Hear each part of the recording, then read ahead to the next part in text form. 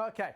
It's a month before the school trip, and a group of Year 9s and their parents have gathered for an evening meeting at Chessington Community College. We'll be going off site, as I said, to Alan very Lammas, festival Director of measures Sport, taken is at leading 3 the different trip. centres. We're there. We're going right up there. It's a heck of a journey. It's about 6.5 hours by coach, hence leaving at 7 o'clock in the morning. We're going up here, up just on the edge of the Lake District. We go up and round through Kendal and back down the other side. The trip's heavily subsidised with City Challenge funding to enable children from all backgrounds to take part. Many have never been outside London. So many of the children at this college come from the urban environment and the inner city environment, and it's important, I think, for them to get out and find out that we have got mountains, hills, rivers and lakes, and that's the experience I want them to have at least once while they're at the college.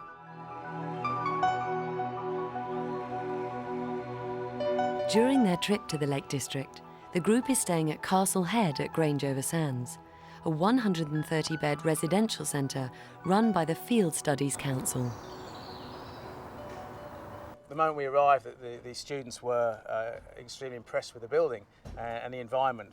When you look out the window, you see lots of green and stuff, and you're just like, oh wow, it just looks like the middle of nowhere. And then you start seeing different animals and different buildings, and it just really starts to hit you that you're not in London anymore. I think they were quite amazed at the scenery. Most of them had never seen this environment before, living on the outskirts of London. They love it. I've never been anywhere like this before, so lots of things have surprised me, the sheep a lot, because I didn't know they just roam around freely. I thought it'd be like in a big farm. Staying for a week in an unfamiliar environment is part of the learning experience.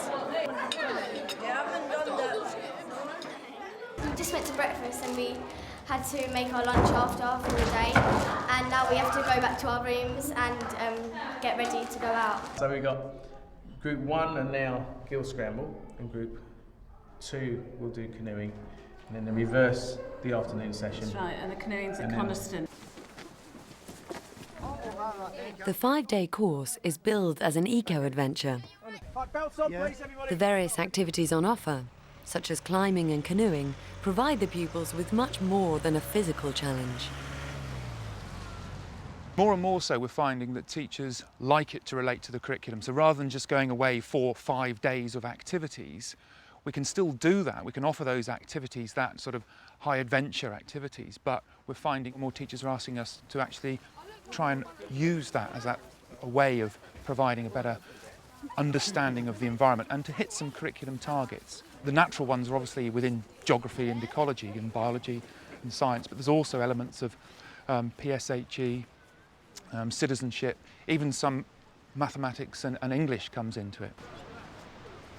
The first activity of the morning is gill scrambling. But before the physical activity, an explanation of the word gill and how the local landscape was formed. It's actually a Norse word, an old Scandinavian word for a mountain stream in the north of England. This gill is actually called church beck. Yeah? A beck is another word, northern word, for a stream. I'd like you to imagine that this is a mountain, a big mountain landscape. And this is a big chunk of ice, a glacier. And over time, the glacier is going to move over the land and erode it away. And this is the kind of shape it makes. Over time, it's going to move it, and then we're going to get global warming, and the glaciers will retreat, and that's kind of the shape of the valleys that are in the Lake District. The students are surprised at what's expected of them. As soon as they got there, they were amazed that they were actually getting into the mountain stream. They didn't think that it was possible. The reaction is fairly usual for a group who's never been into a gill or seen a mountain stream or come to the English Lake District. The group was led by Pablo, who's obviously very experienced, and within minutes you could see the confidence developing and the belief that they could actually do it. All right, we have a choice, ladies and gentlemen, we have a choice, yeah? We can either go up the dry route, or if you really want to challenge yourself, we can go up the waterfall. I was able to sort of bring up the rear of the group and encourage those who are lagging behind. But he was very, very good with the students. He knew the level to pitch it at. They don't believe that they can do these things, and once they actually realise that they can, they thoroughly get into it, involved, and you could see right from the very start that they were helping each other, turning around, encouraging each other positively. Good guys, good! Love it! The confidence and the teamwork together, lifting each other up great big rocks in waterfalls, was amazing, and this is what it's all about. I need a brave volunteer. Dave, had his hand up first. Dave, I'd like you to go stand on the rock where Ellie is. Cross your hands over your chest and turn around. We're going to give you a count to 3. Okay.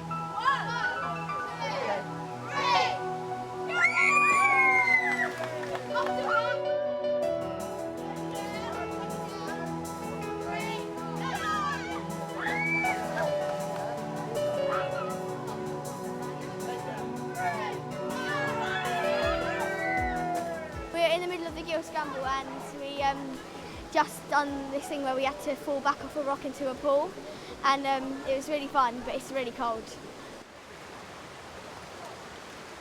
Learning about the local geography and geology is an important element of the activity. There was a lot of environmental input from Pablo, looking at the rock structures and how the gill was formed. It gave the activity a different dimension, so it wasn't just walking up at a gill getting soaking wet in rocks. There was a lot of environmental and geographical information. Remember what I said about those rocks grinding against each other?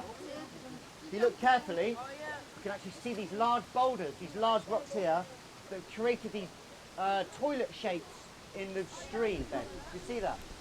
We use the activities, the kind of, to produce the awe and wonder, and then within that we would try and encourage them to think about the environment. So for instance, when we're looking at a gill scramble, we get them to think about how the gill was formed, the processes operating in the gill, so the processes of abrasion, attrition, and some of the features that those processes have formed, like a V-shaped valley. So rather than seeing it from afar, the fact that they actually get into that stream, that channel, and then they follow it up, we really try and use that to bring home the environmental element of it. What's happened to the stream? It's eroded this, yep, definitely, but what's happened to the stream now? Where's the water gone? Down the bottom. Why? I like the climbing stuff because you work in a team and everyone helps each other, like pulling each other up. I've never been anywhere like this before. It was much more difficult than I thought it would be. It was very exciting. It's way better than being at the PlayStation back at home. Came out, everyone's smiling, everyone's beaming. Like, got through all of that, a huge waterfall. It's awesome, wicked. On 3, 1, 2, 3! Yeah! Perfect.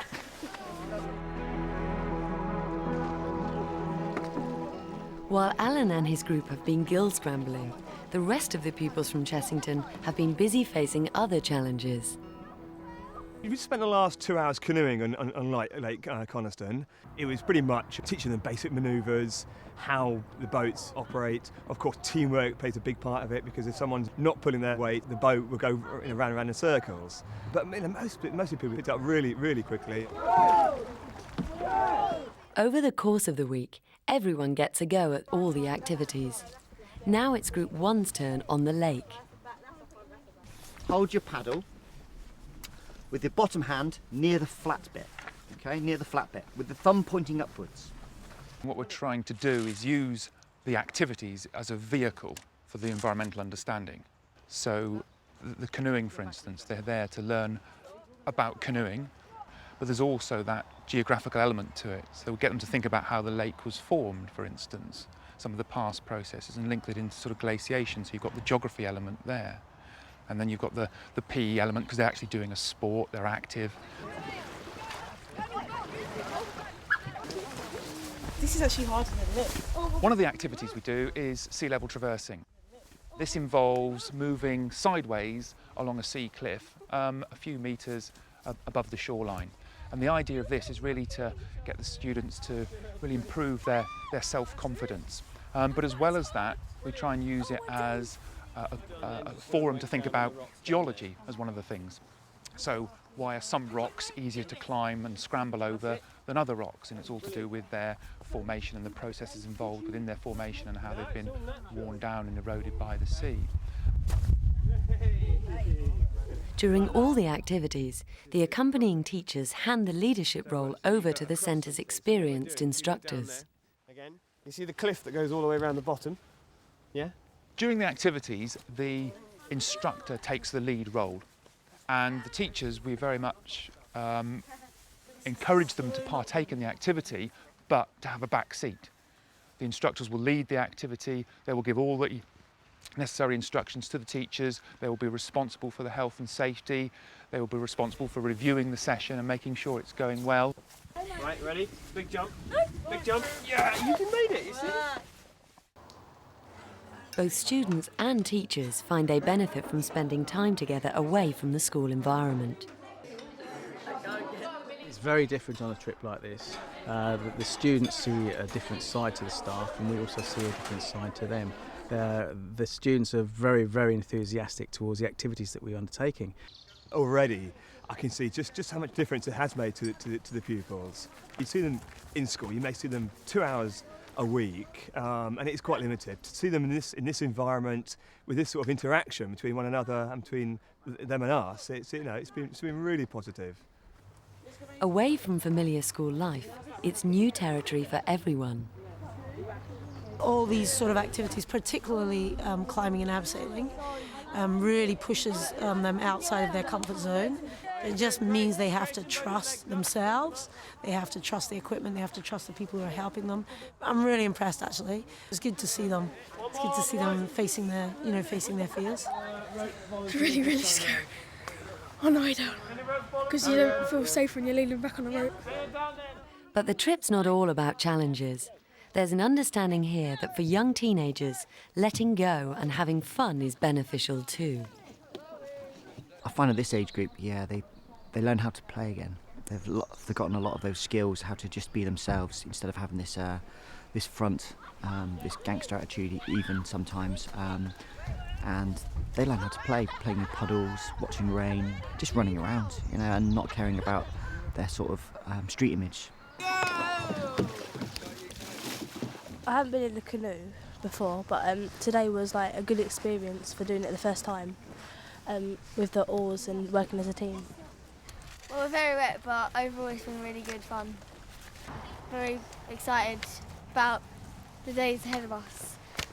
This group of children are really going to benefit from the activities they've done this week. Their confidence is going to grow. They are going to believe in themselves. We saw earlier the children actually in the gill scrambling. They were very tentative. They were scared it was slippery. Once they started, they could see they could do it. And that really is a life skill. They know if they can believe they can do that gill scrambling, they can actually have that positive mental attitude to all sorts of things in life, including exams. Well, I think that the benefits of a trip like this are immense. The experience of being out in the countryside, in the Lake District, they're likely not to get this experience unless we provide it for them.